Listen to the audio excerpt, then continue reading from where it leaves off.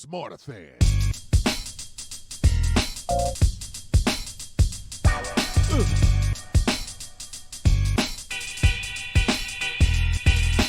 Smarterfan.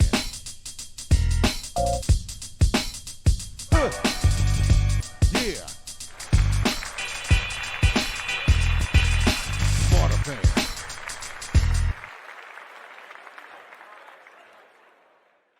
Hey everybody, welcome to another segment of Smarter Fans Podcast, where we bring you behind the veil of sports, business, and life.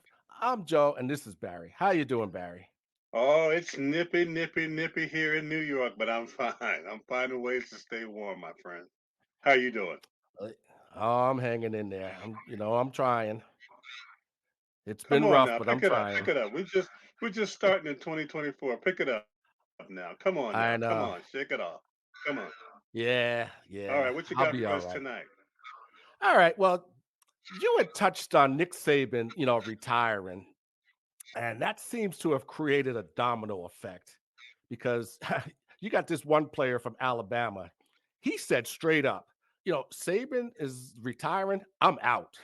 And he went to Texas, you know. And you got a couple of players from Washington that they just jumped ship. And it's rumored that they're headed to Alabama. And Mm. Kalen DeBoer, he couldn't get out of Washington fast enough to take that Alabama job, you know, and he took half of the coaching staff with him. So Yeah. it's getting crazy, and Ryan Grubb, the OC, when he found out that he wasn't getting the job at Washington as the head coach, he said, "Wait for me," and he went to Alabama. You know, Yeah. so this has just created a total vacuum, and that's not even talking about players that'll be going headed to Colorado. You know, Yeah, that's so how it goes in collegiate sports, in pro sports. I have a coach that coached me in college who's with Chip Kelly. And everywhere Chip Kelly goes, he goes. And hmm so you got to remember a lot of these kids get recruited. If you're getting recruited by Washington, you may probably be getting recruited by Alabama. So you don't know what the new coach is going to do if he didn't recruit you.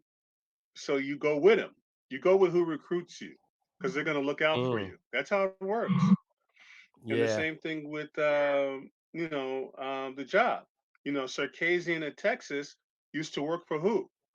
Nick Saban. mm, hmm And so when his job fell out before the Texas job, where did he go back to? Nick Saban. And then the door opened for him to go to Texas, and he went to Texas. See, so it's a hmm fraternity. So Oh that's a yeah, big part of it, of who recruits you as a player, and you tend to follow the coach who follows you, because you may not be what they want when a new coach goes in. Because guess what he's going to do? He's going to bring players and coaches from where he left. So you mm, could be end up being on the outs at a school.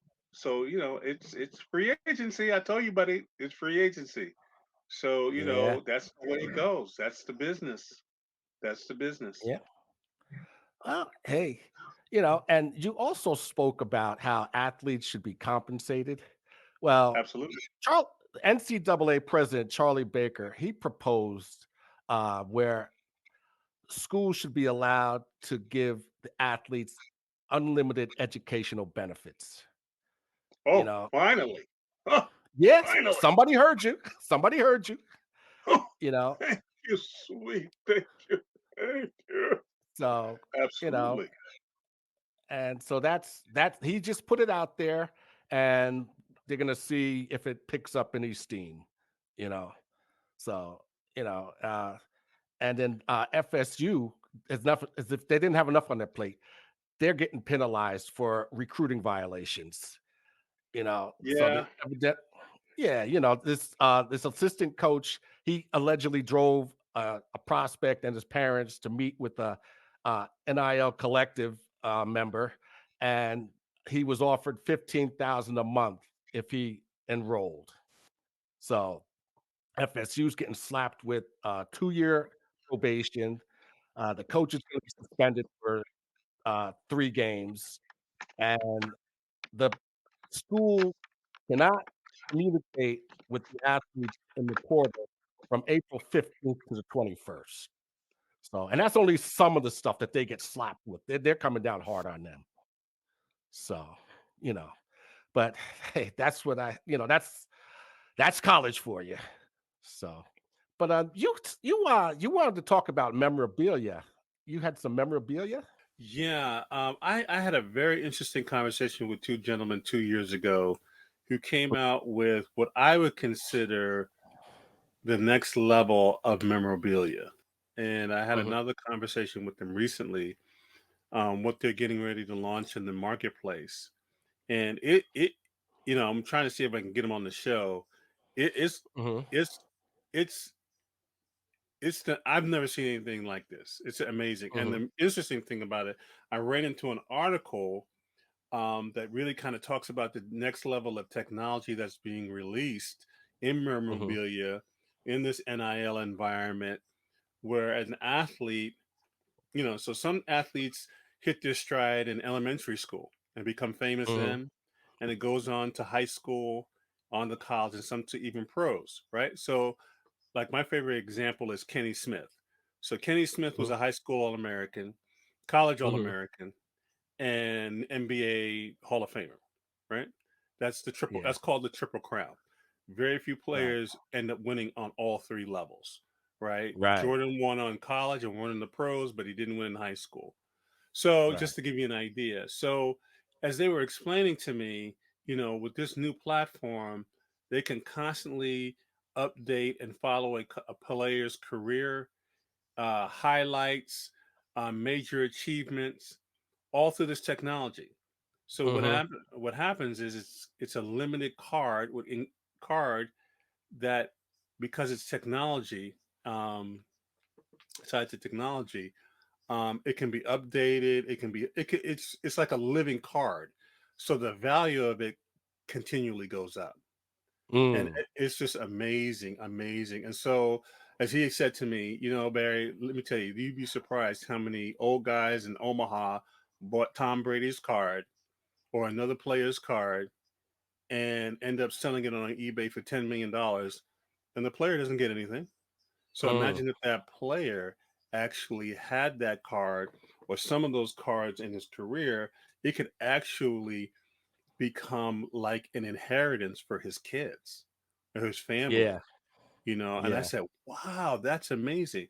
Because he said, really, the way the old system has run for 70 years is they upfront the player, but the player doesn't really understand. So they take the money, and that's how that situation with some guy in Omaha owning their card and then selling Mm. it for $10 million happens, because they Yeah. really don't, they took the upfront money and didn't realize that no, your card is going to be valuable. Like he said to me, and I'll stop talking.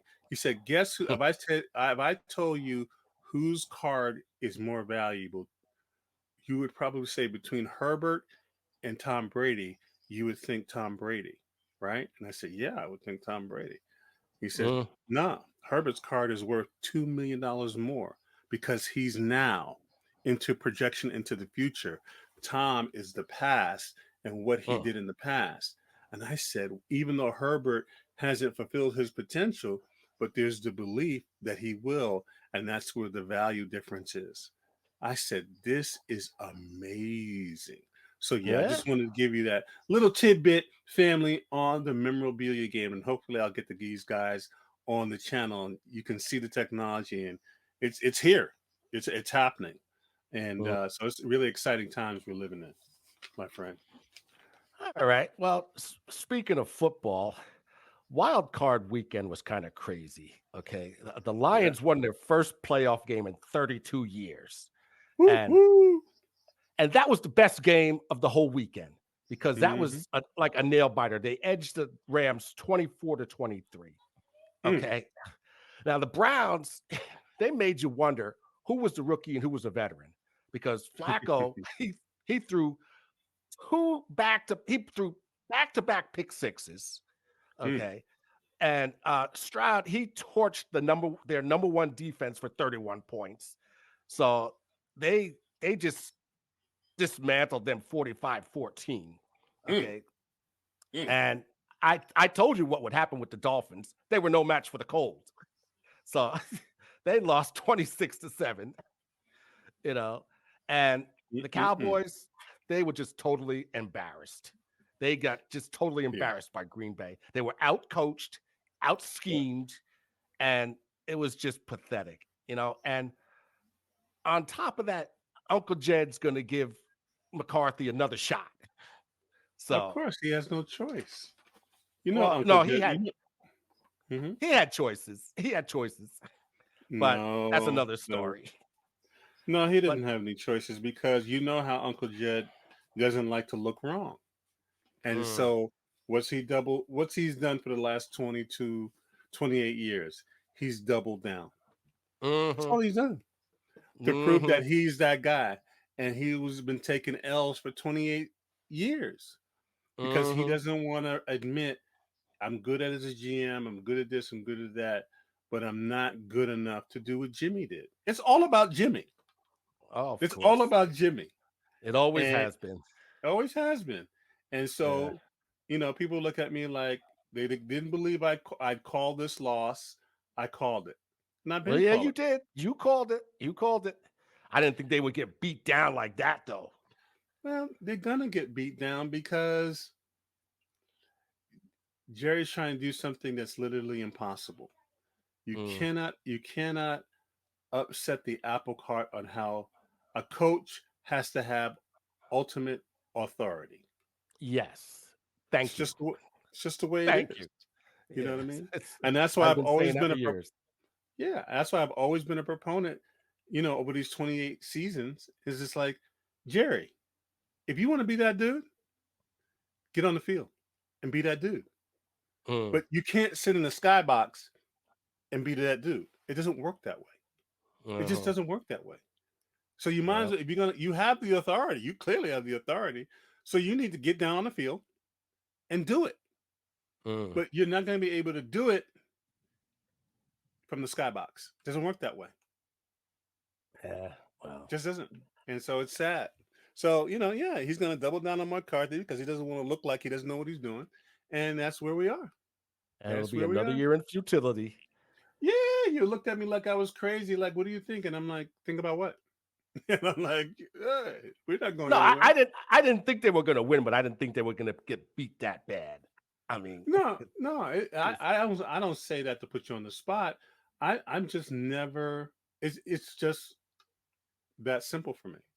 mm-hmm, You know, it's been mm-hmm, 28 years. Why would I think he's going to change now? mm-hmm.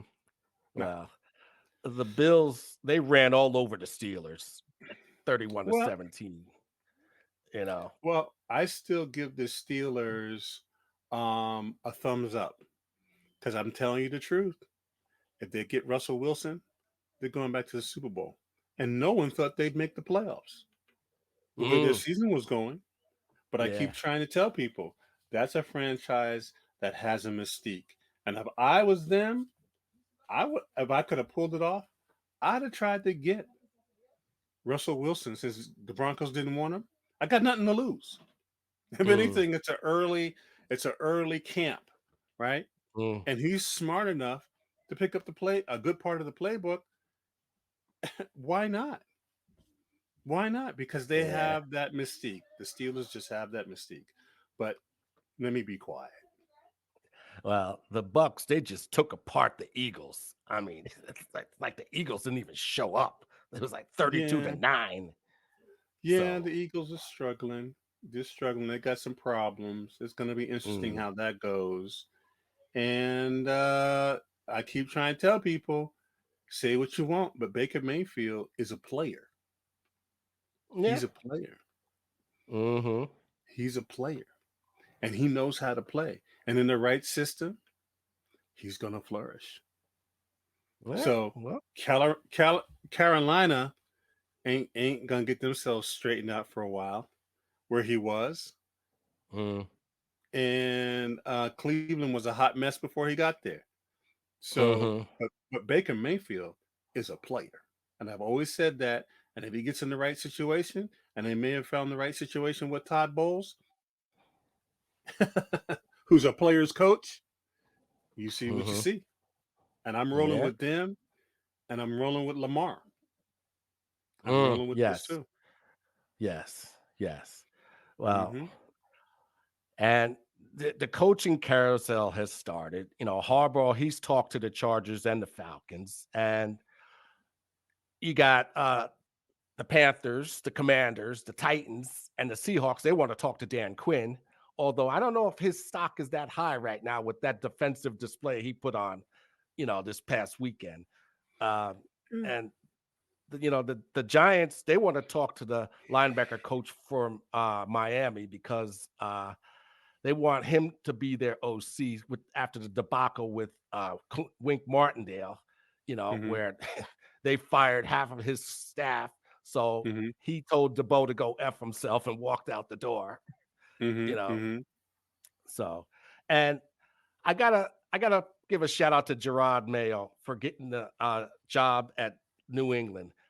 He's gonna replace Belichick, and he's probably going to have better success, I'm thinking, because he's not from the Belichick tree. He played for him for 8 years, so Hmm. that's. And he's the youngest coach in the NFL now, and he's the first black coach in Patriots history. So now there's two black coaches in the NFL. So, Hey, only 30 more teams to go. so what else is on your mind? Well, a whole lot's on my mind, so let me move quickly. Soccer is a cash cow. You hear me? It's a cash cow because the amount of fans they have, it's a global game, and all you need is a ball. Yeah, yep, It really is. It's a cash cow. You don't need much. You really don't. And yeah. it's just amazing how big soccer is. I mean, I don't think we really realize how many layers. The money is just obscene. I Yeah. mean, there's this league, that league. It's just insane. And I don't think they have a stadium that's less than 100,000, fits 100,000 people. Nope, not at I, all. I mean, it's Not at it's all. it's an incredible cash cow of products. So you only need is a field, a ball, and some players and two goals. Mm. People love it. It's a global game. It's exciting. I mean, I was watching old stuff from old players and Zidane and all these guys. Madness. And I mean, they don't get they get like 100,000 on a regular. And it's just Mm. amazing, amazing. And Africa is finally, because so many great African players started, Mm. and they've been trying for a while, trying to shake off the shackles of creating their own, like Latin America has their own cups and so forth and so on, because they have so many great African players, and so they're starting to generate, that activity as well. So I'm glad to see that.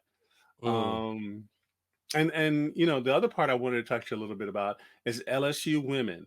And the reason Mhm. why is because a lot of chat going on about April Reese and Coach McCulkey and what's going on.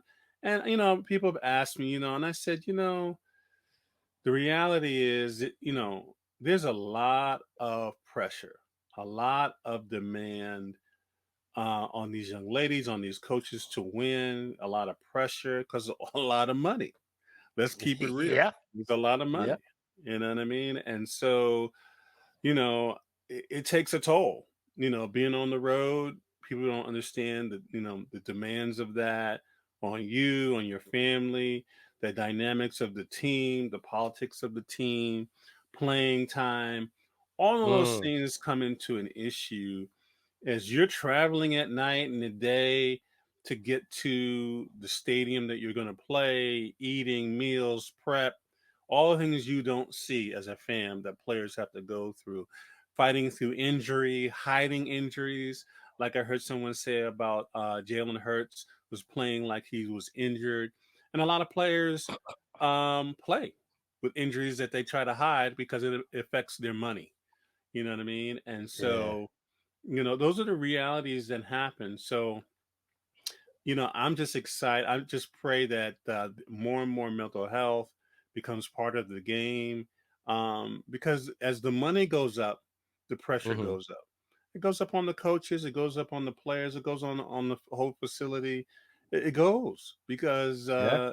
the money, the money's so extreme, and so large. Um, but I'm not talking about the players' money. I'm talking about what the owners are making. And we're Yeah. going to have that conversation at some point because a player can never make more, no matter what he's making, than the owner Yeah. or Of course owners. not. Of course not.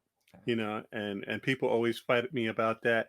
And I say, how do you play one player on a baseball team where you have at least 30 guys on a baseball team and you pay one 700 million? And I'm glad he's getting it. So what Mm. is the owner making that he can pay him that? What's he Yeah. making, right? Yeah. And in perpetuity. So think about us. In conclusion, we grew up in New York with the Mara Mm. family, who bought the Right. franchise, Mr. Mara Senior, probably in the 30s and the 40s for Mm. I 10 or think it was 20,000. earlier than that.